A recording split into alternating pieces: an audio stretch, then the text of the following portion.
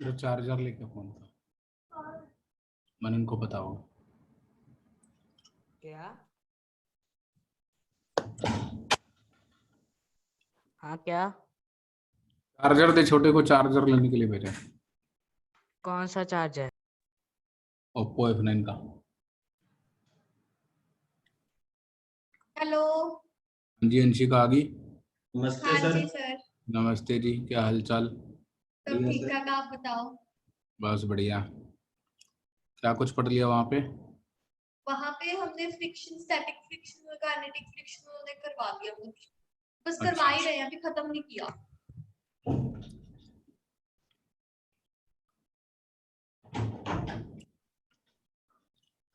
एक minute hold करो, start करता हूँ, ठीक है?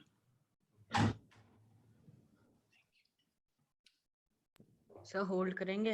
मैं तो होल्ड ही कर रहा हूँ यार, चार्जिंग लगा रहा हूँ जरा।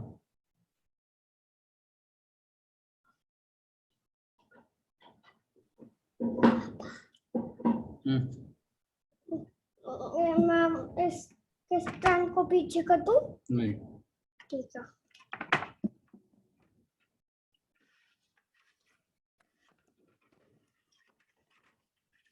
पापा कैसे आपको पढ़ाना है?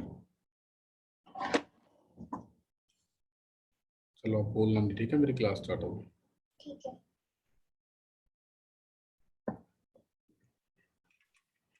ठीक है जी, करें स्टार्ट। हाँ जी। मनन कहाँ गया? हाँ जी सर, ठीक है। कर दूं yes start? Sir. Yes sir. चलो ठीक है, तो लास्ट क्लास में फ्रिक्शन पढ़ रहे थे, फ्रिक्शन के साथ आगे कंटिन्यू करेंगे हम। तो मैंने आपको सर मुझको ना कोएफिशिएंट ऑफ फ्रिक्शन नहीं समझ आया। क्या नहीं समझ में आया कोएफिशिएंट ऑफ फ्रिक्शन में? मतलब कोएफिशिएंट ऑफ काइनेटिक फ्रिक्शन नहीं क्लियर। मतलब ये क्या चीज नहीं क्या क्लियर होती है? है? ये चीज क्या होती है? अच्छा, ये चीज क्या होती है? हाँ जी। तो ये एक एक्सपेरिमेंटल वैल्यू है जो हम डिफरेंट डिफरेंट सरफेसेस को एक दूसरे के अगेंस्ट रब करके देखते हैं कि अगर हम दो डिफरेंट नेचर के सब्सटेंसेस को एक दूसरे के अगेंस्ट रब करते हैं तो वो कितनी अपोजिंग फोर्स डेवलप कर पाते हैं। ये उसके मटेरियल के नेचर पे डिपेंड करती है। तो हमने क्या किया, हमने एक्सपेरिमेंट कर करके डिफरेंट तरीके के सरफेसेस के लिए, जैसे रबर और स्टील के बीच में रब करे तो क्या होगा, स्टील को स्टील से रब करे तो क्या होगा, कॉपर को कॉपर से रगड़े तो क्या होगा, कॉपर को स्टील के ऊपर रब करे तो क्या होगा, कंक्रीट की रोड पे रबर के टायर्स बना के चलाएंगे तो कैसा फ्रिक्शन आएगा, और स्टील के टायर बना के चलाएंगे तो कैसा फ्रिक्शन आएगा, लकड़ी के व्हील बना के चलाएंगे तो कैसा फ्रिक्शन आएगा। तो हमने एक स्टडी कर रखी है और उस स्टडी के बेसिस पे हमने डिफरेंट डिफरेंट सरफेसेस का कोएफिशिएंट ऑफ फ्रिक्शन मेजर करके रखा हुआ है। ओके। ठीक है ना? तो इसका कोई हमारे पास फॉर्मूला नहीं है कि ये कहाँ से आता है, ये एक एक्सपेरिमेंटल वैल्यू है जो हम एक्सपेरिमेंट्स करके डिटरमाइन करके रखते हैं। और अगर अपने को कोएफिशिएंट ऑफ फ्रिक्शन पता है तो हमें ये पता है कि अगर उनके बीच में नॉर्मल प्रेसिंग फोर्स N होगी तो फोर्स ऑफ फ्रिक्शन इतनी आएगी। ओके। ठीक है, तो इसमें समझने के लिए कुछ नहीं है, ये एक एक्सपेरिमेंटल वैल्यू है जो अपने को याद करनी पड़ती है या फिर हम इसको मेजर कर लेते हैं एक्सपेरिमेंट कर करके। हाँ जी। ठीक है, हाँ जी। और कुछ पूछना है? और तो कुछ नहीं पूछना। चलो एक एग्जांपल देता हूं पहले, काइनेटिक फ्रिक्शन के ऊपर ही और एक एग्जांपल है। सपोज ये एक सरफेस, इस सरफेस पे मैंने रखा एक ब्लॉक और इसके ऊपर रखा एक दूसरा ब्लॉक। ये 3 kg का ब्लॉक है, ये 1 kg का ब्लॉक है, और इस ब्लॉक की वेलोसिटी 3 kg वाले ब्लॉक की वेलोसिटी इस समय 10 मीटर पर सेकंड है। गिवन है इस मूवमेंट पे इसकी वेलोसिटी 10 मीटर पर सेकंड है और इसकी वेलोसिटी 5 मीटर पर सेकंड है। ये जो ब्लॉक ग्राउंड पे रखा हुआ है, इसके और ग्राउंड के बीच में कोएफिशिएंट ऑफ फ्रिक्शन दिया हुआ 0.1 और यहाँ कोएफिशिएंट ऑफ फ्रिक्शन दिया हुआ 0.05। ये मालूम है अपने को एक्सपेरिमेंट के लिए। ठीक है, हाँ जी, क्या पता करना है? ये अपने को एक्सपेरिमेंटली मालूम है म्यू की वैल्यू। अपने को कैलकुलेट करनी है acceleration of both blocks at the moment shown, find the acceleration of each block at this instant. Solve करो।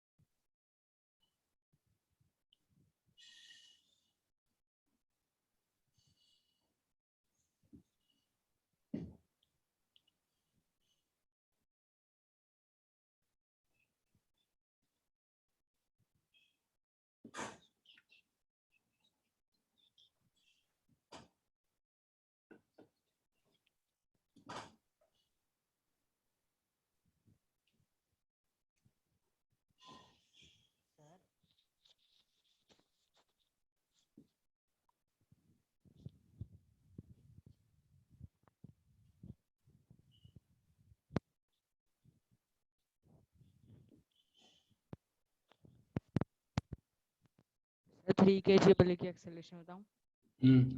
1 मीटर पर सेकंड स्क्वायर।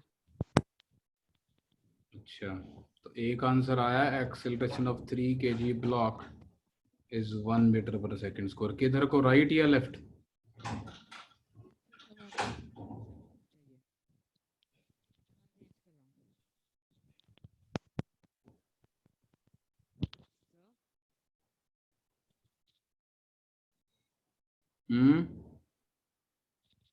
मैं अपना चेंज करूंगा आंसर, ये वाला काट दीजिए।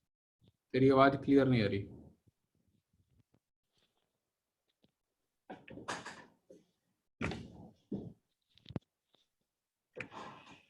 अब सर आ रही है? आ रही है।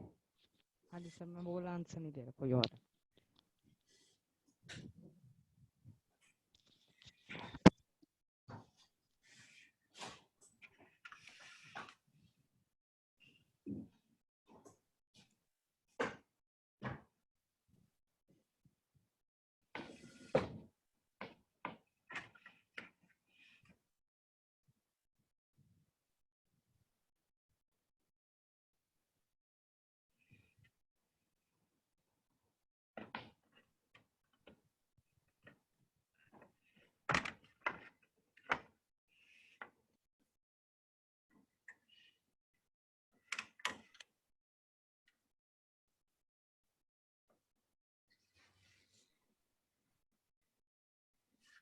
और किसी ने सोचा कुछ?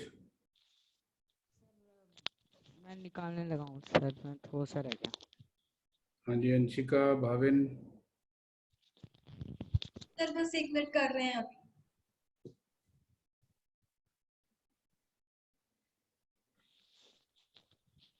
सर इसमें एक जैसा जो हमारे पास फॉर्मूला है एफ के इज इक्वल टू म्यू के एन, सो उसके अंदर जो एन है हमारे पास 2 हो सकते हैं ना? जिन दो सरफेसेस के बीच में फोर्स ऑफ फ्रिक्शन कैलकुलेट करनी है, उन्हीं दो सरफेसेस के बीच में प्रेसिंग फोर्स भी देखनी है ना? ओके सर मैं दूं अपना आंसर? हाँ बता। सर 3 kg वाले की 4/3 मीटर पर सेकंड स्क्वायर,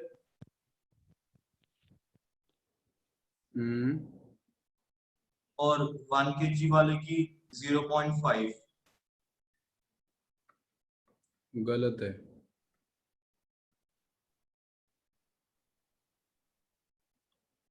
थोड़ा और ध्यान से सोचो।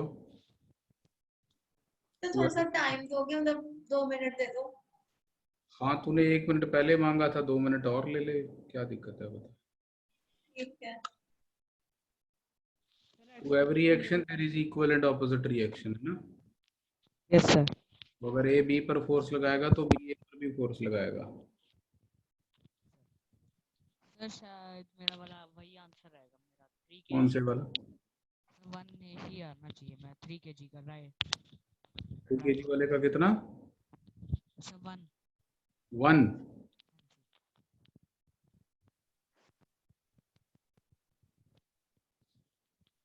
नहीं, 1 भी गलत है। सर डायरेक्शन उसके अकॉर्डिंग देख लेंगे ना, डायरेक्शन इज टुवर्ड्स हमारी लेफ्ट, यानी माइनस मीटर पर सेकंड स्क्वायर।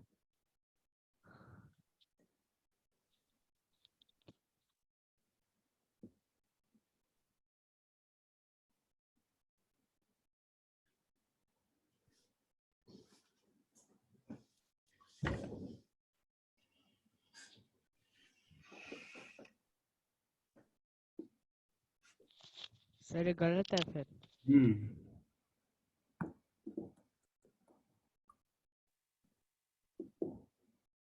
वंशिका 1 मिनट बचा।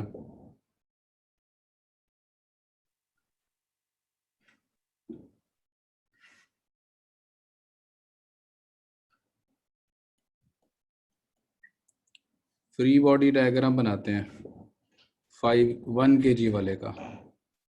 जरा मेरी हेल्प करो, बताओ इस पे कौन कौन सी फोर्सेस लग रही हैं। एक तो इसका वेट लग रहा होगा 10 न्यूटन, तो ये तो हो गया इसका वेट। और एक नॉर्मल लग रही होगी। कहाँ से लग रही होगी? 3 kg 3 kg वाला लगा रहा होगा इसके ऊपर, किधर को? अपवर्ड डायरेक्शन में। N1 किसने लगाई? By 3 kg। ठीक है, और कोई? फ्रिक्शन एक फ्रिक्शन लगी होगी। किधर को? Towards left. सर टुवर्ड्स इसमें हम टुवर्ड्स सर हाँ बोल। सर इसके अंदर तो हमें फिर ये भी पता होना चाहिए कि ये जो ब्लॉक है दूसरे में रफ है। आवाज नहीं आ रही थी। तो मैं कह रहा हूँ ब्लॉक भी रफ है क्या आपस में? दे तो रखा म्यू 0.05।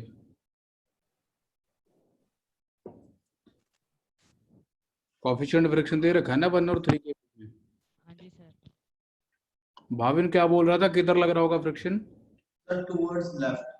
टुवर्ड्स लेफ्ट कैसे? सर ब्लॉक 1 kg वाला राइट की टुवर्ड्स राइट मूव कर रहा है, तो फ्रिक्शन तो ऑपोजिट डायरेक्शन में लग रहा होगा। हाँ, अब यार ध्यान से समझें, फ्रिक्शन किसके ऑपोजिट लगता है? Direction of motion. अच्छा, दो सरफेसेस के बीच में फ्रिक्शन कब लगता है? जब वो दोनों एक दूसरे के रिलेटिव मूव कर रही होती है। और फ्रिक्शन किस चीज को अपोज करता है? सर उसके मोशन, रिलेटिव मोशन को। रिलेटिव मोशन को। ये शब्द बहुत इंपॉर्टेंट है। Friction act so as to oppose relative motion. अब मुझे आप ये बताएं, 1 kg पे फोर्स ऑफ फ्रिक्शन लग रही है, तो वो लग रही है 1 kg के लोअर सरफेस और 3 kg के अपर सरफेस के बीच में स्लाइडिंग होने की वजह से। हाँ जी। 1 kg और 3 kg के सरफेसेस एक दूसरे के अगेंस्ट प्रेस भी कर रहे हैं नॉर्मल फोर्स से, और वो एक दूसरे के रिस्पेक्ट में स्लाइड कर रहे हैं, रगड़ खा रहे हैं एक दूसरे से। फील हो रहा है रगड़ खा रहे हैं? हाँ जी सर। तो इसलिए वहां पर फ्रिक्शन लग रहा है, और वो जो उनका रिलेटिव स्लाइडिंग मोशन है उसको अपोज करने की कोशिश करेगा, राइट? तो अब मुझे जरा ध्यान से बताएं, 3 kg जितनी देर में 1 मीटर आगे जाएगा, क्या 1 kg भी 1 मीटर आगे जाएगा? No sir. उसकी वेलोसिटी 5 मीटर पर सेकंड है, 3 वाले की 10 मीटर पर सेकंड है। एज ऑफ नाउ मान लो फ्रिक्शन नहीं होता, कुछ नहीं होता, तो 3 kg वाला 1 सेकंड में कितना चलता? 10 मीटर्स। और 1 kg वाला कितना चलता? 5 मीटर। तो कौन आगे निकल गया? 3 kg। तो 3 kg वाले से पूछो 1 kg वाला किधर गया, तो वो कहेगा वो तो पीछे रह गया। हाँ जी। और 1 kg वाले से पूछो 3 kg वाला किधर गया, तो कहेगा आगे निकल गया। हाँ जी। हाँ जी सर। आपको रिलेटिव समझ में आ रहा है? रिलेटिव। हाँ जी। हाँ जी। 3 kg वाले के रिलेटिव 1 kg वाला किधर को गया? लेफ्ट की तरफ। तो उस पे फ्रिक्शन किधर को लगा? राइट की तरफ। So force of kinetic friction on 1 kg block will be in forward direction to oppose the relative motion between the 1 kg and 3 kg block. Sir फिर हम यहाँ पे ग्राउंड के रिस्पेक्ट में क्यों नहीं देख रहे? क्यों देखूं? क्यों मतलब? 1 kg वाला ब्लॉक तो तेरे दोनों हाथ एक दूसरे है। से, सुन, तू अपने दोनों हाथों को रगड़ रही है। हाँ जी। तो मैं ग्राउंड से पूछूं, बता तेरे हाथों पे फ्रिक्शन किधर लगेगी, या तेरे एक हाथ से पूछूं दूसरे हाथ पे फ्रिक्शन किधर लगाएगा? मेरे हाथ से पूछेंगे। फिर 3 kg और 1 kg के बीच में फ्रिक्शन लग रही है तो ग्राउंड क्या करेगा उसमें? अच्छा ठीक है। क्या बेफालतू का सवाल है, ग्राउंड से क्यों नहीं पूछते? ग्राउंड फोर्स लगा रहा उस पे। ठीक है। Force on 1 kg block by 3 kg block, कौन लगा रहा है? 3 kg वाला लगा रहा है ना। हाँ जी। तो frictional force on 1 kg block by 3 kg block is towards right, क्योंकि since 1 kg block slides left relative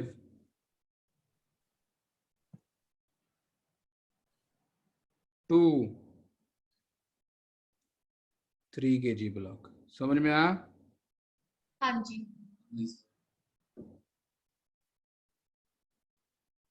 लिख रहे हो या बाद में स्नैपशॉट ही लेना है? स्नैपशॉट ही लेना। हाँ, हाथ से लिखने की तो आदत खत्म हो जाएगी तुम्हारी बिल्कुल। नहीं सर, बाद में सब लिखते हैं, वो पहले फिजिक्स तो थोड़ा सा समझ लेना इसीलिए।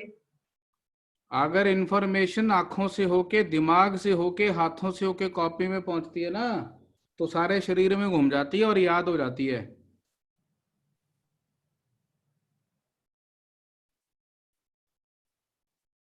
चलो कोई बात नहीं। N1 कितना होगा?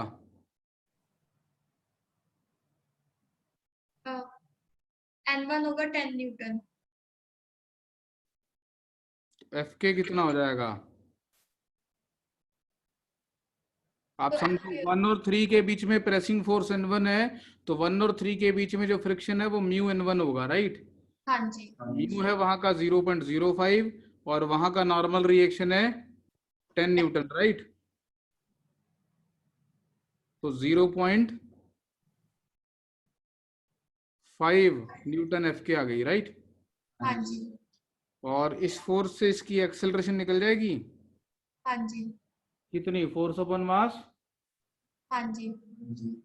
तो फोर्स आगे की तरफ लगी 0.5 न्यूटन बटे मास 1 kg, तो 0.5/1 दैट इज 0.5 मीटर पर सेकेंड स्क्वायर। तो भाविन ने ये आंसर बताया, लेकिन उसने उसकी डायरेक्शन नहीं बताई, और वो भी गलत ही बताता क्योंकि लेफ्ट की तरफ फ्रिक्शन बता रहा था वो। हाँ जी सर। ये क्लियर हुआ? हाँ जी। 1 kg वाले की एक्सेलरेशन है 0.5 मीटर पर सेकेंड स्क्वायर टुवर्ड्स राइट। हजम कर लो अच्छे से इसको, फिर 3 kg की बात करते हैं। अब निकाल के दिखाओ 3 kg वाले की। चलो 1 मिनट और देता हूँ। सर इतना नोट करना है, थोड़ा जूम आउट कर दो।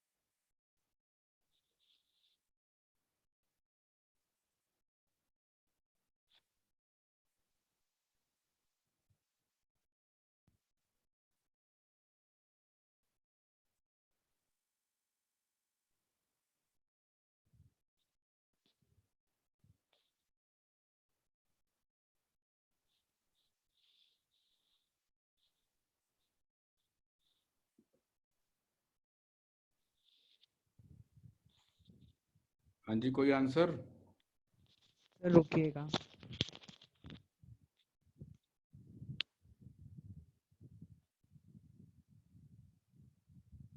अंशिका अब तो दे दे आंसर। सर 4/3 मीटर पर सेकेंड टुवर्ड्स लेफ्ट। न्यूटन का तीसरा सिद्धांत मालूम है तुम्हें? सर मैं अपना आंसर बताऊं? बता। सर 1.5 मीटर पर सेकंड। ठीक है।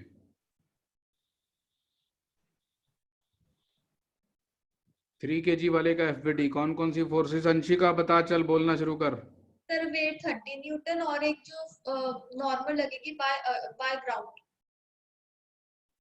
द अपवर्ड डायरेक्शन, और एक 1 kg वाला ब्लॉक इसको नीचे पुश करेगा बाय फोर्स 10 न्यूटन। क्या नाम दूं इस फोर्स को? इस फोर्स को N1 N1, क्योंकि वहां पे N1 नाम दिया। N1 दिया था। किसने लगाई ये? By 1 kg। और ये किसने लगाई? By ground. और एक फ्रिक्शनल फोर्स लगेगी टुवर्ड्स लेफ्ट। क्यों टुवर्ड्स लेफ्ट, क्यों? क्योंकि हम इसको ग्राउंड के, क्योंकि ग्राउंड के रिलेटिव राइट में मूव कर रहा है। इसकी वेलोसिटी राइट की तरफ दी हुई है 10 मीटर पर सेकेंड, हाँ और जी। ग्राउंड के रिस्पेक्ट में क्लियरली ये इसका जो सरफेस है वो रगड़ खा रहा है, स्किड कर रहा है, ग्राउंड के रिस्पेक्ट में स्लाइड कर रहा है, तो इस पे यहाँ पे एक फोर्स ऑफ फ्रिक्शन लगेगी, है ना? हाँ जी। हाँ जी सर। किसने लगाई ये? ग्राउंड ने। बाय ग्राउंड, ये भी ग्राउंड है ना? हाँ जी। Yes sir. बस ये, और कोई फोर्स भी है?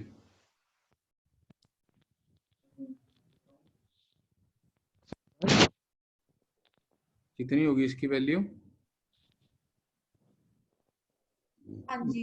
इंटू इंटू म्यू था 0.1, 1 इंटू कितना? into 40। 40 sorry sir. ऊपर से N1 भी लग रहा है ना 10 न्यूटन, तो हाँ टोटल जी। डाउनवर्ड 10 प्लस 30 40 है, तो N2 भी 40 होगा, है ना? हाँ जी। हाँ जी तो 4 न्यूटन। अच्छा, सर, ये मैं बताऊं और कौन सी फोर्स लग रही है? हाँ, मुझे मालूम है, मेरे को काम करने दे अपना, 2 मिनट होल्ड कर। मुझे ये बताओ 1 kg पे ये फोर्स किसने लगाई थी? ये फोर्स तो अर्थ ने लगाई थी, इसका वेट। और ये 3 kg ने लगाया था। ये 1 kg ने। 3 kg ने। 3 kg ने, हाँ। इसका रिएक्शन कहाँ होगा? टुवर्ड्स लेफ्ट इस पे? 3 kg पे। तो वो कहाँ है?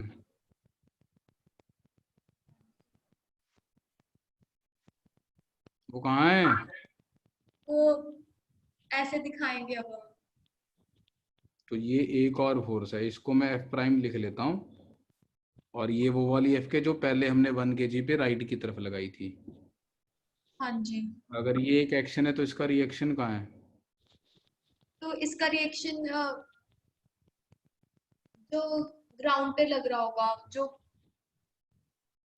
ग्राउंड पे जो जब चल रहा होगा इधर 3 की kg तरफ लग वाला रहा ब्लॉक, होगा, इधर को लग रहा होगा। ये राइट को लग रहा होगा। ग्राउंड पे एक एफ के प्राइम आगे लग रहा होगा। ये किसने लगाई थी? N2 ने। इसका रिएक्शन? ये बाय ग्राउंड ने लगाई थी ना, तो जो 3 kg वाला ब्लॉक है वो ग्राउंड को प्रेस कर रहा होगा N2 के साथ। 3 kg और ग्राउंड के बीच में दो फोर्स हैं इंटरेक्शन की, इन दोनों के सरफेसेस के बीच में, एक नॉर्मल कॉन्टैक्ट फोर्स है, एक फ्रिक्शनल कॉन्टैक्ट फोर्स है, तो दोनों हाँ ध्यान जी। रखनी है, ठीक है? तो आप वो 1 kg वाली फोर्स मिस कर रहे हो, इसलिए आप गलत आंसर बता रहे हो। हाँ जी। अब इसकी एक्सेलरेशन क्लियरली लेफ्ट की तरफ आएगी, क्योंकि इस पे नेट फोर्स लेफ्ट की तरफ आ रही है। कितनी आ रही है नेट फोर्स इस पे लेफ्ट की तरफ? 4 न्यूटन तो एक, हाँ जी। और एक वो कितनी निकाली थी? एक ही एफ के कितनी निकाली थी? ये 0.5 न्यूटन। डिवाइडेड बाय इसका मास, कितना इसका मास? 3 3, kg। तो 4.5/3 1.5। तो भाविन का आंसर ठीक था, क्योंकि भाविन को मेरी बात समझ में आ गई थी जब मैं बार बार बोल रहा था कि भैया न्यूटन थर्ड लॉ भी सोचना है ध्यान से। हाँ जी। और ये डायरेक्शन लेफ्ट की तरफ, ठीक है? हाँ जी। क्लियर? Yes sir. नोट कर लिया? No sir. हाँ जी।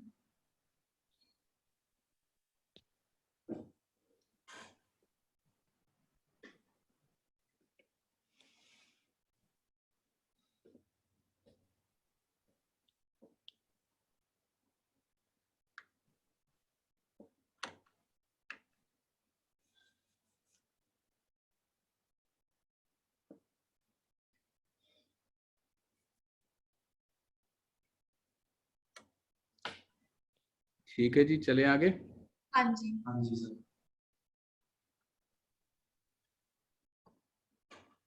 अब बात करते हैं स्टैटिक फोर्स ऑफ फ्रिक्शन की।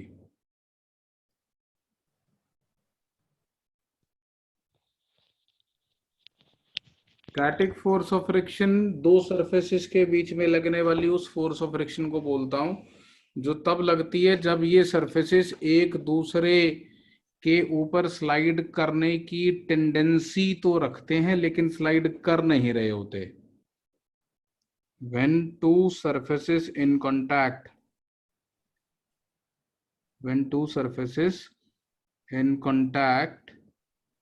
have a tendency to slide against each other,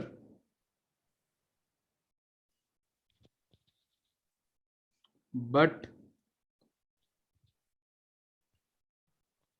they are not able to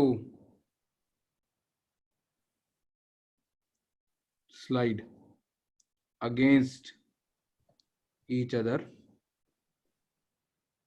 then the force of friction between them is called static friction.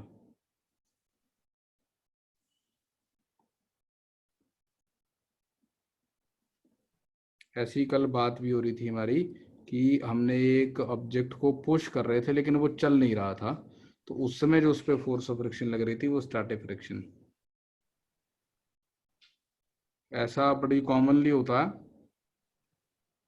आप एक सरफेस लें ऐसे, ये बहुत प्रैक्टिकल सी चीज है, आप इस चीज को अभी ट्राई करके देख सकते हैं।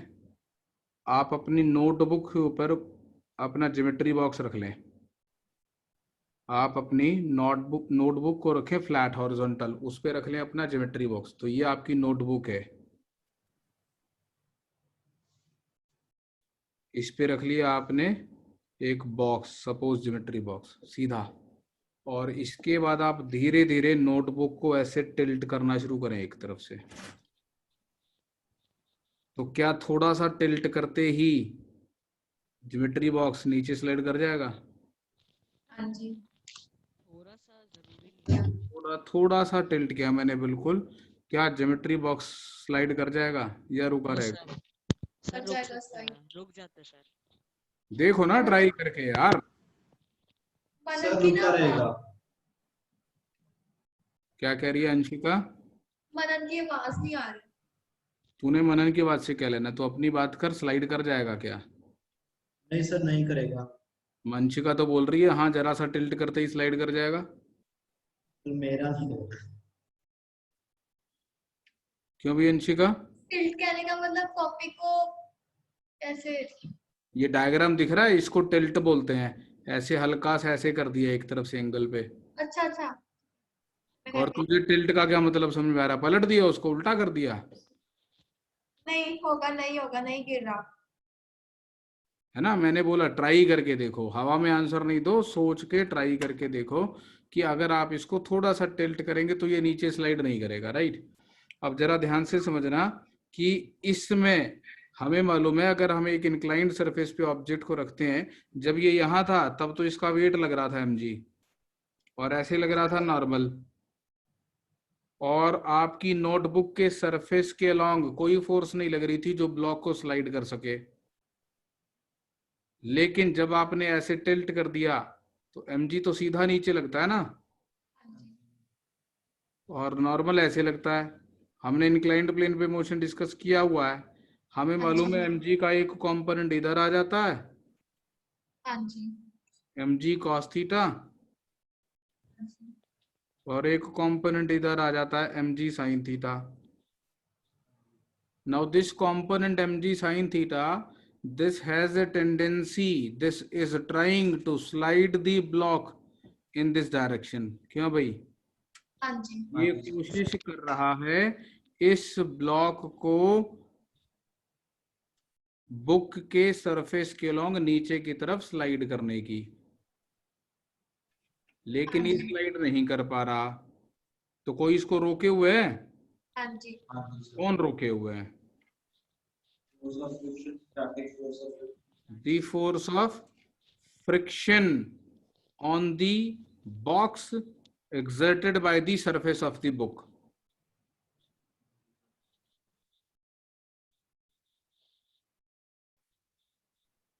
ठीक है, तो इस समय ये बॉक्स स्लाइड करना चाहता है, परंतु एक फोर्स ऑफ फ्रिक्शन है ब्लॉक और इस बुक के सरफेस के बीच में, जो इसको नीचे स्लाइड नहीं करने दे रही है। तो इस समय इसकी टेंडेंसी तो है स्लाइड करने की, लेकिन ये एक्चुअली मूव नहीं कर रहा है। इस समय जो फोर्स ऑफ फ्रिक्शन लगती है, इसको बोलते हैं स्टैटिक फोर्स ऑफ फ्रिक्शन। ठीक है, हाँ जी सर। अगर इस ब्लॉक की एक्सेलरेशन 0 है, जैसा कि मैं बोल ही रहा हूँ, वो स्लाइड नहीं कर रहा, आप एक्सपेरिमेंटली देख रहे हैं कि आपने नोटबुक को थोड़ा सा टेढ़ा किया और थोड़ा सा टेढ़ा करने पर वो बॉक्स नीचे स्लाइड नहीं कर रहा, तो आप ये कंक्लूड कर सकते हैं ना कि इस पे नेट फोर्स 0 है। और नेट फोर्स 0 होने का मतलब है कि जितनी नीचे की तरफ फोर्स लग रही है उतनी ऊपर की तरफ फोर्स लग रही होनी चाहिए, यानी स्टैटिक फोर्स ऑफ फ्रिक्शन की वैल्यू mg sin थीटा के बराबर होनी चाहिए। हाँ जी सर। ठीक है, हाँ जी। हाँ जी जब थीटा 0 डिग्री था, ये वाली पोजीशन है ना, थीटा 0 डिग्री है इसमें, तो उस समय स्टैटिक फ्रिक्शन 0 था। क्यों 0 था? उस समय इसकी टेंडेंसी ही नहीं थी स्लाइड करने की। क्यों? हाँ जी हाँ जी सर। मनन समझ में आ रहा है? सर और जैसे जैसे मैंने थीटा को 0 से इंक्रीज कर दिया, वैसे वैसे इसकी टेंडेंसी टू स्लाइड बढ़ गई। हाँ, क्योंकि जैसे जैसे थीटा बढ़ाएंगे साइन थीटा बढ़ेगा। Yes sir. हाँ जी साइन 0 डिग्री कितना होता है? 0 sine 30 degree, 1/2 sine 45 degree, 1/√2 sine 60 degree, √3/2 sine 90 degree. 1 तो जैसे जैसे थीटा बढ़ता चला जा रहा है, साइन थीटा की वैल्यू बड़ी होती चली जा रही है। हाँ जी तो अगर थीटा बढ़ता चला जाएगा तो साइन थीटा भी बढ़ता चला जाएगा, तो इसका हाँ जी मतलब स्टैटिक फ्रिक्शन की वैल्यू भी इंक्रीज करती चली जाएगी। हाँ जी तो आपने अपनी नोटबुक को फ्लैट रखा, तो उस समय नोटबुक पे कितना स्टैटिक फोर्स ऑफ फ्रिक्शन लग रहा होगा? 0। 0। उसके बाद आपने अपनी नोटबुक को हल्का सा टिल्ट कर लिया, मान लो 5 डिग्री, ब्लॉक हाँ नहीं जी स्लाइड किया। ठीक है, तो इसका हाँ जी मतलब फोर्स ऑफ फ्रिक्शन कितनी लग रही है? जी sine mg 5 sin degree. Theta mg sin 5 degree. फिर आपने और टिल्ट कर दिया अपनी नोटबुक को, उसकी इंक्लिनेशन इंक्रीज कर दी, 10 डिग्री कर दिया, अभी भी स्लाइड नहीं करी। ठीक, तो इसका मतलब फोर्स ऑफ फ्रिक्शन कितनी लग रही होगी? mg sin 10 degree. आप इंक्रीज करते गए और आपने देखा theta is equal to 30 degree पे जाने के बाद ये स्लाइड करना शुरू कर देता है, मान लो। हाँ जी हाँ जी। इसका ये मतलब तो स्टैटिक, गेस कर रहे हैं ना वैल्यूज की, sin 10 sin 5। हाँ हाँ, मतलब मैं बता रहा हूँ 5 डिग्री पे स्लाइड नहीं किया तो आपको पक्का हो गया ना कि यार स्लाइड नहीं किया तो force of friction mg sin 5 degree होनी चाहिए। हाँ जी अगर 10 डिग्री पे स्लाइड नहीं किया तो force of friction mg sin 10 degree होनी चाहिए। हाँ जी अगर 30 डिग्री तक पहुंचते पहुंचते स्लाइड नहीं किया, यानी फोर्स ऑफ फ्रिक्शन की वैल्यू mg sin 30 हो गई। लेकिन जैसे ही 30 डिग्री को से एंगल को इंक्रीज किया, एग्जांपल ले रहा हूँ, ऐसे ही मैं, कुछ भी केस हो सकता है, जरूरी नहीं ज्योमेट्री बॉक्स में 30 डिग्री आए। ओके। हाँ जी ठीक है, तो मान लो 30 डिग्री पे जाके ये ब्लॉक स्लाइड कर गया, तो अगर 30 डिग्री पे जाके इस ब्लॉक ने स्लाइड करना शुरू कर दिया, तो इसका मतलब अब फ्रिक्शन बढ़ना बंद हो गया, हाँ जी और अब mg sin थीटा ज्यादा हो गया fs से, और वो क्रॉस कर गया, है ना? हाँ जी समझ में आ रहा है ये एक्सपेरिमेंट मेरा आपको? हाँ जी सर समझ आ रहा है। तो इस एक्सपेरिमेंट के थ्रू एक तो मैंने आपको ये समझाने की कोशिश की कि फ्रिक्शन स्टैटिक कब होता है, कब होता है? कि जब तो एक वो बॉडी टेंडेंसी टू स्लाइड रखती है लेकिन वो स्लाइड नहीं कर पाता, tries to slide but doesn't have. तूने माइक लगाया, हेडफोन लगाए, क्या लगाया? Headphone sir. इतनी डिस्टरबेंस क्यों आ रही है? क्या लगा रखा है ऐसा तूने? जब तो बोलता इतनी दुनिया जहान की डिस्टरबेंस आती है।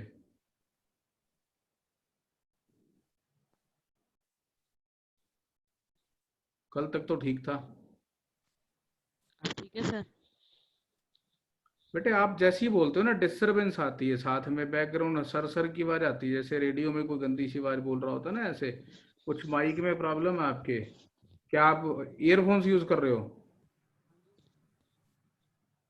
कुछ दिक्कत है इनमें आपको ना, इसमें डिस्टरबेंस आती है, वॉइस क्लियर नहीं आती है आपकी। बिना हेडफोन के नहीं चलता है क्या?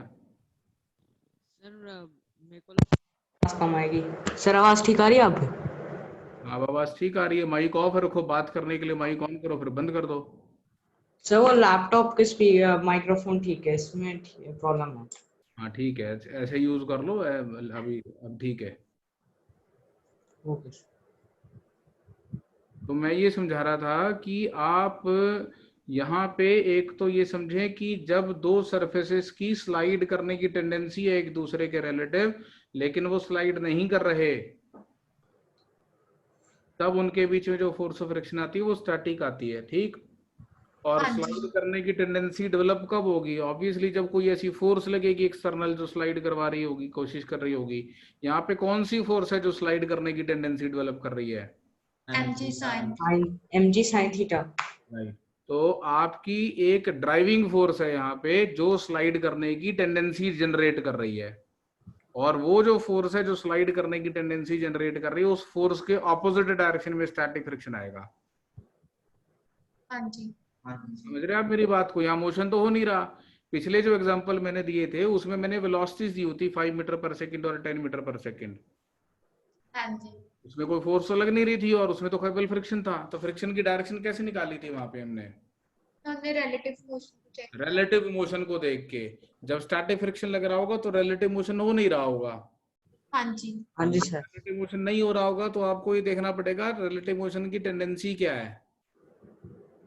और ओके रिलेटिव सर। मोशन की टेंडेंसी ऐसे पता चलती है, या तो आप ड्राइविंग फोर्स देख लो किधर लग रही है, और अगर मल्टीपल फोर्सेस लग रही हो आपको समझ में ना आ रहा हो, तो आप ये सोचो कि यार अगर फ्रिक्शन नहीं होता तो किधर को चली जाती चीजें।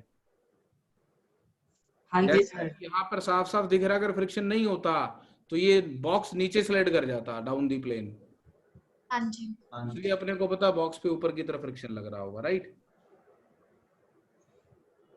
तो मैं अच्छे अच्छे पॉइंट्स ना यहाँ पे स्टैटिक फ्रिक्शन के बारे में लिख रहा हूँ आपके लिए, ध्यान से।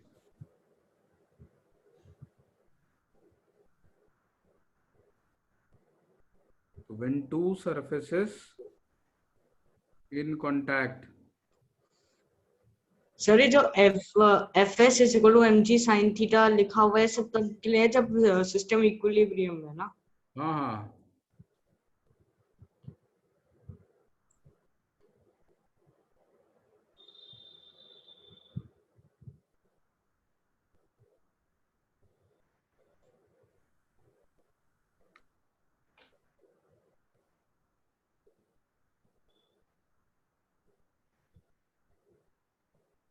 so when two surfaces in contact are not actually sliding relative to each other but have a tendency to slide, ठीक है। हाँ जी। अब ये फोर्स ऑफ फ्रिक्शन किधर लगेगी? तो force of friction will act against the tendency, है ना, to slide। हाँ जी। उसके लिए क्या तरीका है? भी या तो हम ये देख ले भी जिस अगर फ्रिक्शन ना हो तो वो किस साइड मूव करता। If there had been no friction,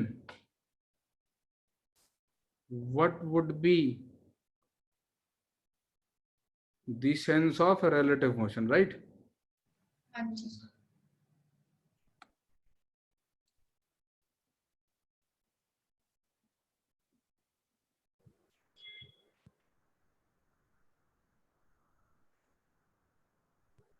Friction will oppose that. Clear? तीसरी चीज, सर सेकंड पॉइंट में मैंने ये जो एरो डाल के क्या लिखा है? if there had been no friction, what would be the sense of relative motion? Friction will oppose that, है ना? हाँ जी सर, ठीक है। तो जो भी whatever, इसको ऐसे लिखते हैं, whatever would be the sense of relative motion, friction will oppose that, right? हाँ जी। तो एक मैंने बताया, आपको पता कैसे चलेगा कि फ्रिक्शन स्टैटिक है? सर जब लेकिन इसमें लिखा हुआ है there had been no friction. अगर फ्रिक्शन नहीं होता तो रिलेटिव मोशन की तरह आता, उसके ऑपोजिट लगाना है, ठीक है? ओके सर, ठीक है। मैंने इनिशियल पहले फ्रिक्शन नहीं है। हाँ, तो मैंने पहले बताया कि स्टैटिक फ्रिक्शन कब होगा? जब आपको एक्चुअल स्लाइडिंग नहीं दिख रही होगी, केवल टेंडेंसी दिख रही होगी। उसके बाद मैंने बताया उसका मैग्नीट्यूड, ठीक, सॉरी डायरेक्शन। अब बात करता हूं मैग्नीट्यूड, फ्रिक्शन का मैग्नीट्यूड होगा कितना, इसकी वैल्यू कितनी होगी?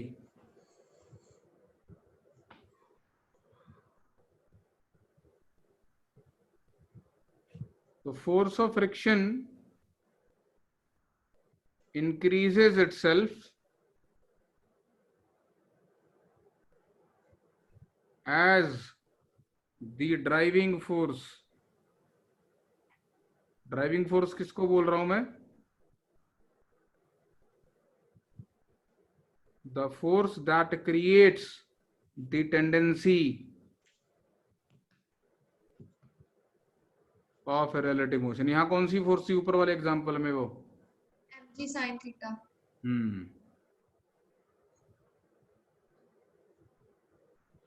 तो Fs increases itself as the driving force increases। जैसे जैसे मैं थीटा इंक्रीज करता जा रहा हूं तो mg साइन थीटा इंक्रीज करता जा रहा है, तो वो जो फोर्स स्लिप करने की टेंडेंसी जनरेट कर रही है वो फोर्स इंक्रीज करती जा रही है, ठीक है? हाँ जी। लेकिन वो इनडेफिनेटली इंक्रीज नहीं करती रहती। हाँ जी, तो हम चलेंगे कैसे? चलेंगे कैसे मतलब ये अगर ऐसे इंक्रीज करती रही, हाँ, तो हमारे चलने का उससे क्या लेना देना है? ब्लॉक कैसे स्लाइड करेगा ये बोल। हाँ ब्लॉक कैसे डिसाइड, वो तो मैं अपने पे ले रही थी ना, हमारे पे।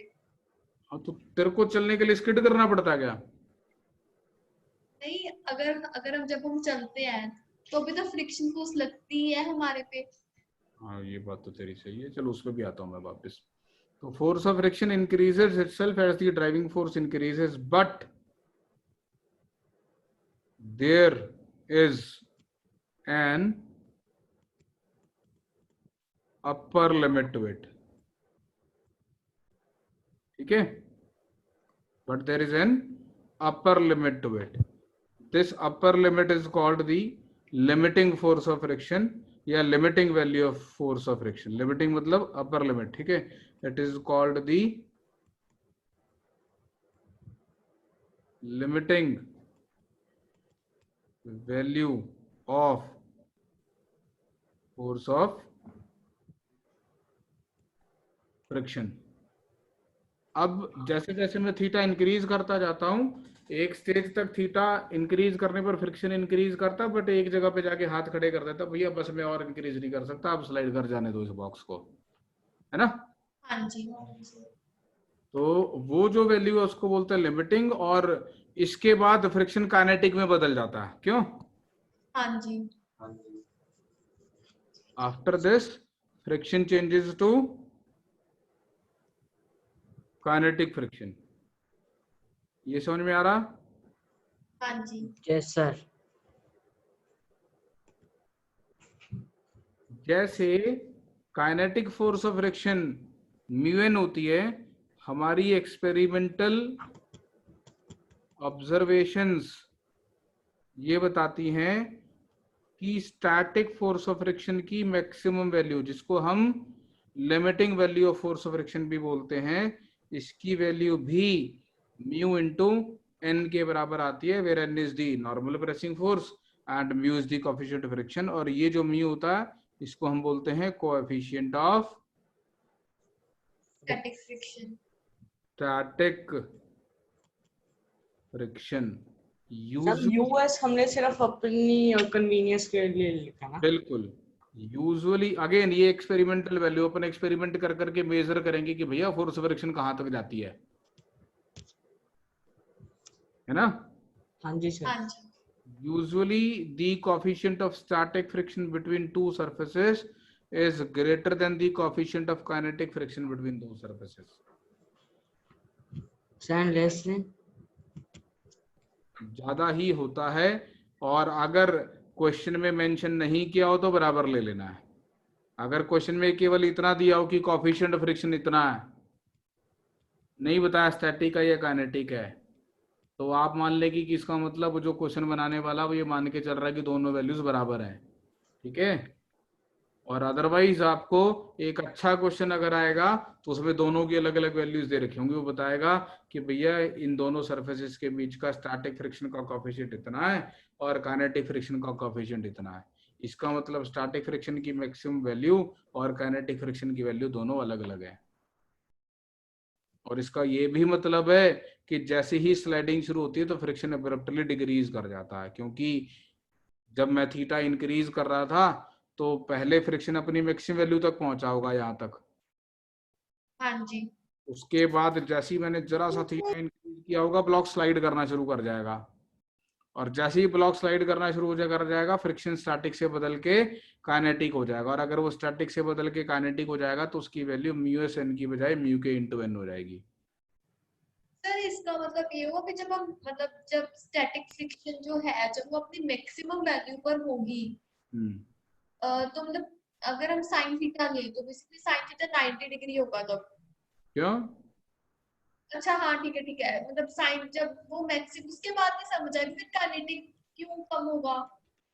वो तो कम होता है, ये हमारी ऑब्जर्वेशन है कि काइनेटिक कम होता है। अच्छा मतलब इसकी कोई ज्यादा एक्सप्लेनेशन नहीं है। और ठीक है, समझाने के लिए लोग समझाते रहते हैं। I don't want to dwell into that, मैं उन चीजों के ऊपर आपका समय नहीं खराब करना चाहता कि क्यों होता, बट ये काम की बात ये कि हाँ कम होता है। ओके। सर मेरे मन में एक डाउट है। बोलो। सर आपने जो ऊपर वाला केस कराया था जब बुक रेस्ट पे थी, थीटा 0 डिग्री था, तो इसमें जो नॉर्मल कांटेक्ट फोर्स थी उसकी वैल्यू मैक्सिमम होनी चाहिए थी इस टाइम पे, है ना? हाँ, नॉर्मल की वैल्यू mg के बराबर होगी।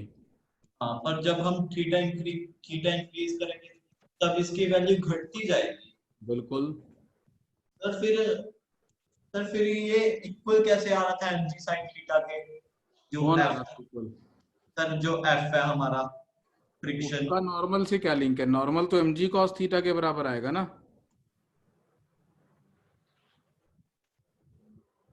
इस रिलेशनशिप का इन दोनों की बराबरी से क्या लेन देना था? अगर बॉक्स स्लाइड नहीं कर रहा तो ये तो बराबर होना चाहिए उसके।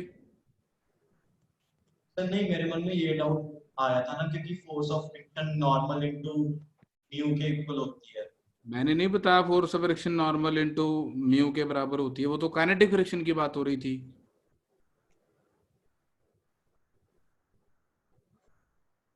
मैंने स्टैटिक फ्रिक्शन जब पढ़ानी शुरू की आपको तो मैंने इसका फॉर्मूला लिखा क्या शुरू में? नहीं सर। नहीं, मैंने क्या बताया कि देखो ये इंक्रीज करती चली जाती है, और मैंने इसकी वैल्यू कैसे निकाली? मैंने कहा देखो उसकी एक्सेलरेशन 0 है तो नेट फोर्स 0 होनी चाहिए, मैंने वहां से वैल्यू निकाली उसकी, है ना। हाँ जी सर। के बाद फिर मैंने आपको समझाया कि इसकी एक अपर लिमिट है, अपर लिमिट का मैंने फॉर्मूला लिखा है यहाँ पे, है ना। हाँ जी, मतलब अपर लिमिट मतलब कि जब मैक्सिमम होगी वो। हाँ, इसको ऐसे समझते हैं कि एग्जाम्पल से समझते हैं। सर पॉइंट्स नोट करने थे सर, सेकंड पॉइंट दिखा दो। कर लेना, 1 मिनट में आपको एक एग्जाम्पल समझाता हूँ। पहले मान लो हम एक एक्सपेरिमेंट करते हैं, मैं अपनी मर्जी से डेटा ले रहा हूँ, ठीक है। तो एक हाँ जी। एक्सपेरिमेंट मैंने परफॉर्म किया, सही में नहीं किया, केवल आप लोगों को दिखाने के लिए बता रहा हूँ कि सपोज एक मैंने 5 kg का ब्लॉक लिया और एक बंदे की यहाँ पे ड्यूटी लगा दी इसको पुश करने की, कि भैया इसको पुश कर, ठीक है। और ये इसको ग्रेजुअली इंक्रीजिंग फोर्स से पुश कर रहा है, right? The person pushes the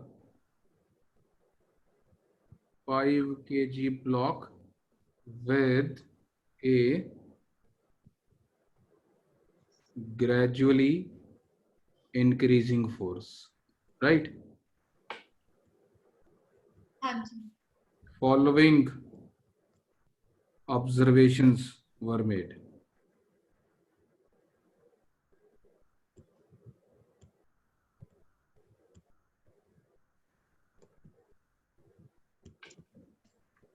क्या ऑब्जर्वेशन है?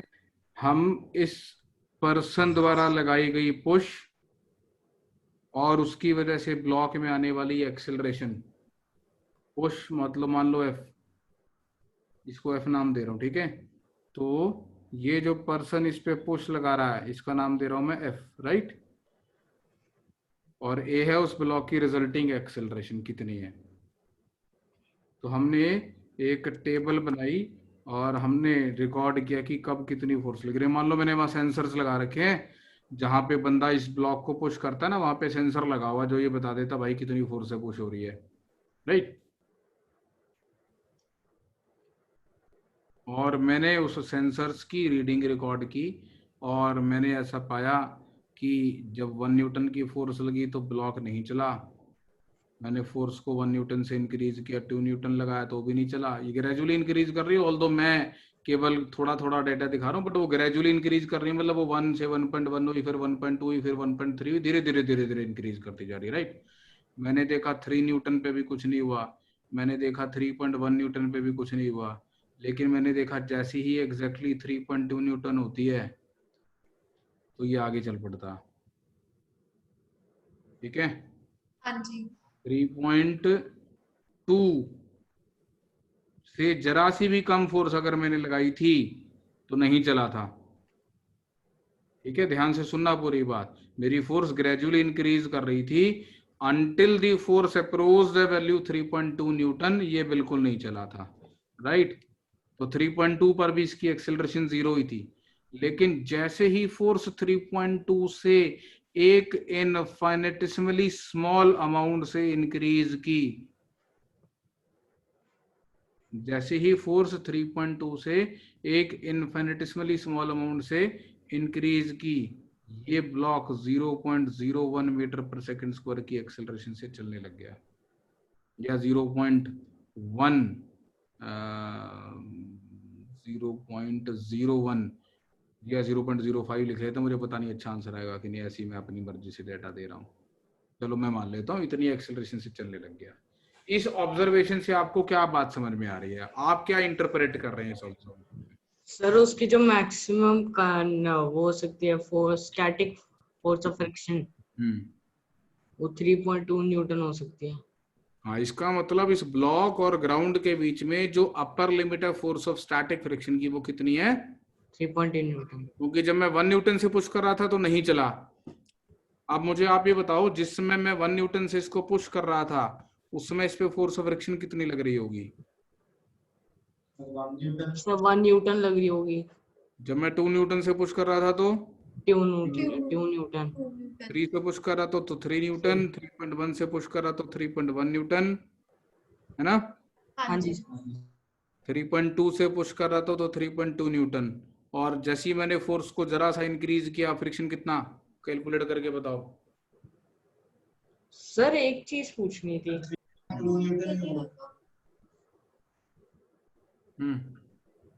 सर इसमें जब हम देख रहे हैं 3.2 न्यूटन पे तो फोर्स ऑफ फ्रिक्शन 3.2 न्यूटन आ रही है, 3.1 पे 3.1 आ रही है, तो हम ये क्यों नहीं देखते कि 3.2 ये इनफाइनेटली स्मॉल वैल्यू पे भी उतनी है? क्योंकि यहां से आगे वो चल पड़ा और जैसे ही चलता है तो फ्रिक्शन का नेचर बदल जाता है, स्टैटिक से काइनेटिक। यहाँ पे एक डिफरेंट वैल्यू आएगी। यहां तक फ्रिक्शन कैसा था? स्टैटिक। लेकिन इसके आगे तो चल पड़ा ना। हाँ जी। चल पड़ा तो फ्रिक्शन क्या हो गया? काइनेटिक। और अगर इसकी एक्सेलरेशन 0.05 है तो मैं इसका एफडी बना लेता हूँ 5 kg वाले का। मैं कहूंगा यार आगे की तरफ कितनी फोर्स लगाई है, लगभग 3.2 न्यूटन। ये तो इन्फिनिटेसिमली स्मॉल लिखा ना, और हाँ ये जी, कितनी एक्सेलरेशन से चल रहा है, 0.05 0.05। Second square. तो इस पे एक पीछे की तरफ फ्रिक्शन लग रहा होगा, और ये काइनेटिक होगा। यहाँ हाँ लग जी, रहा, यहाँ दिखा देता हूँ, चलो नीचे वाले सरफेस पे तुम्हें सही लगेगा कि हाँ यहाँ लग रहा है, ठीक है। हाँ अब जी, न्यूटन सेकंड और लगाऊं, मैं लिखूंगा 3.2 माइनस एफ के इज इक्वल टू इसका मास इनटू एक्सिलरेशन, राइट। हाँ जी सर। तो यहाँ से मेरे पास एफ के की वैल्यू 3.2 माइनस 0.25 यानी कि 2.95 न्यूटन आ जाएगी। समझ में आ रही है आपको बात? हाँ यस जी, सर। तो ये वाली वैल्यू आई 2.95 न्यूटन, और ऐसा इसलिए आ रहा है क्योंकि काइनेटिक फ्रिक्शन की वैल्यू स्टैटिक फ्रिक्शन की मैक्सिमम वैल्यू से कम होती है।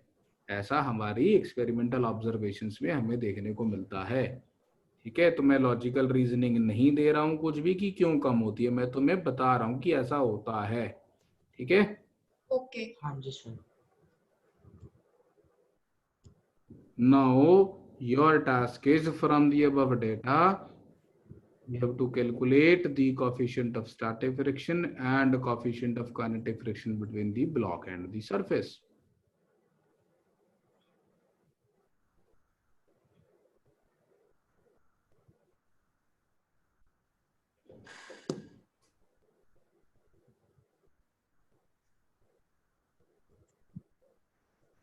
सर जो स्टैटिक फ्रिक्शन का फॉर्मूला था एक बार ये फिर से बता दो, सो मैं नोट नहीं कर पाया था ऊपर वाला पार्ट। Kinetic का होता है, वैसे स्टैटिक का होता है, म्यू के की जगह म्यू एस लिख देते हैं बस।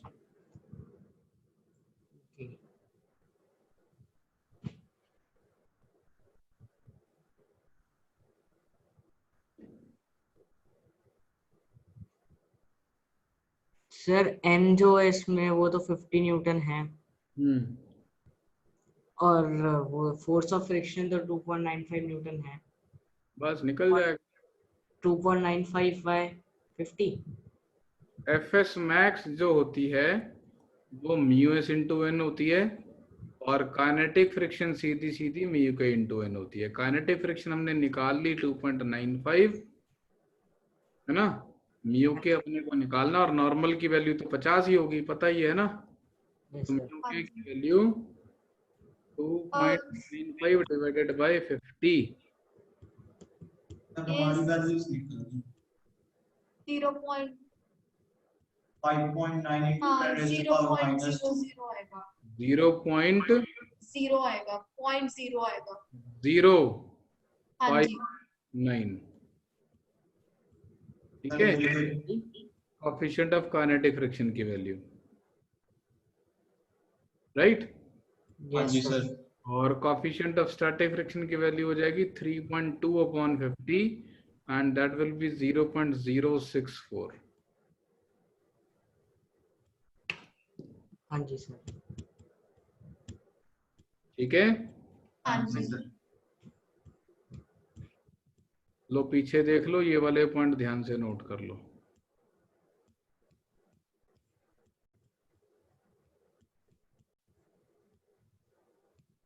ये फोर्स ऑफ फ्रिक्शन की मेन बात थी।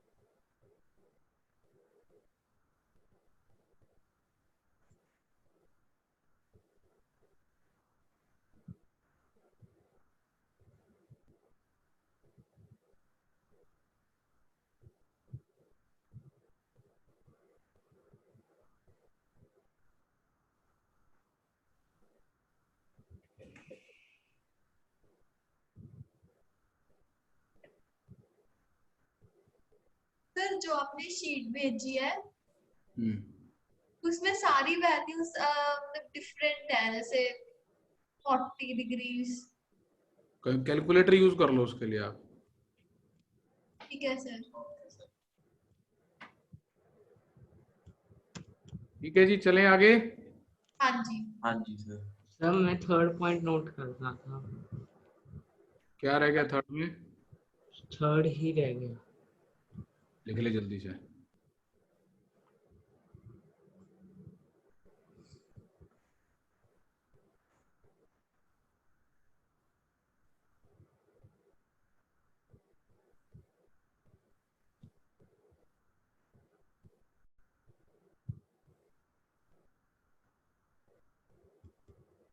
सर मैं स्नैपशॉट ले रहा हूँ। ले लो, ले लिया? ले लिया। ये भी ले ले।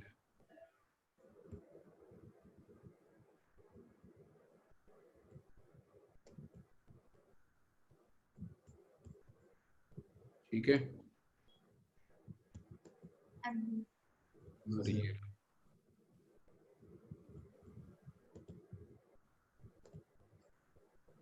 ठीक है। हाँ जी। चलो, क्वेश्चन है एक आपके लिए।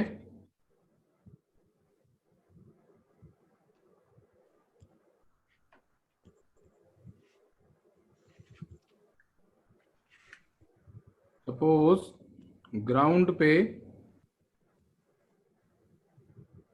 ये एक फ्लैट सरफेस है, फ्लैट मतलब हॉरिजॉन्टल सरफेस है, और इस फ्लैट हॉरिजॉन्टल सरफेस पे एक ब्लॉक रखा मैंने,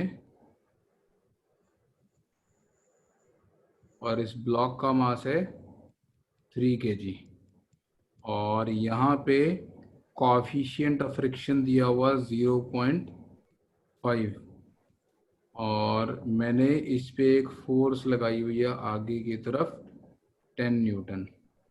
मेरा क्वेश्चन है find the acceleration of the block and the force of friction acting on it.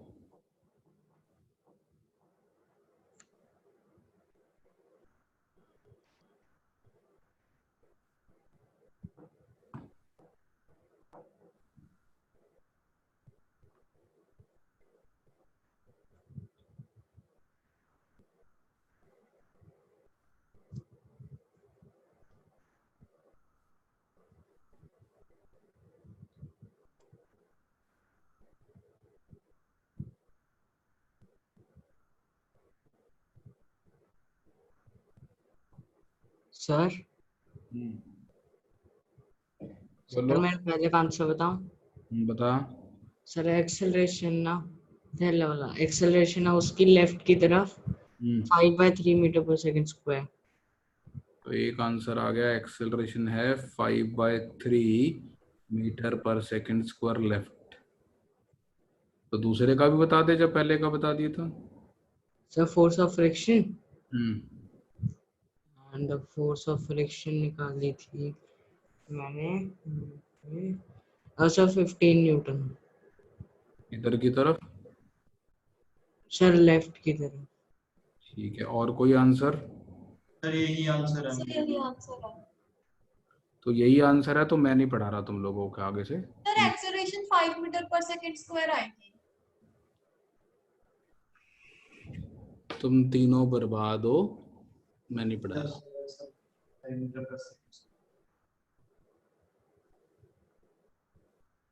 Acceleration आएगी 0 और फोर्स ऑफ फ्रिक्शन आएगी 10 न्यूटन।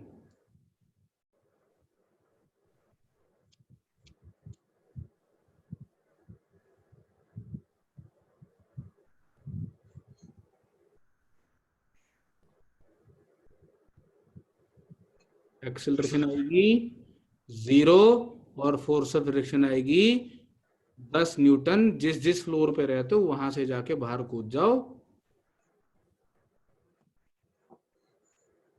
बच जाओ तो आ जाना मेरे पास, अगली क्लास ले लूंगा तुम्हारी।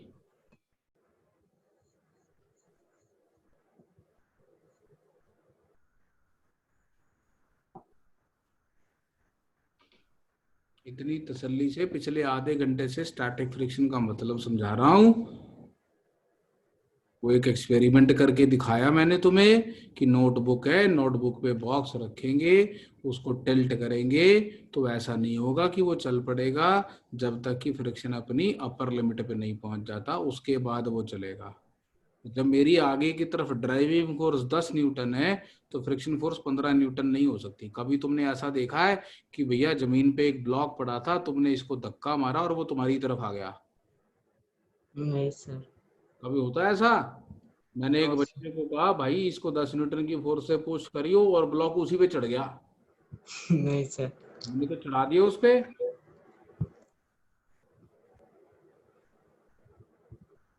है ना? हाँ जी सर। क्या याद कर लिया? फ्रिक्शन म्यू एन होती है। मैंने तो नहीं पढ़ा फ्रिक्शन म्यू एन होती है।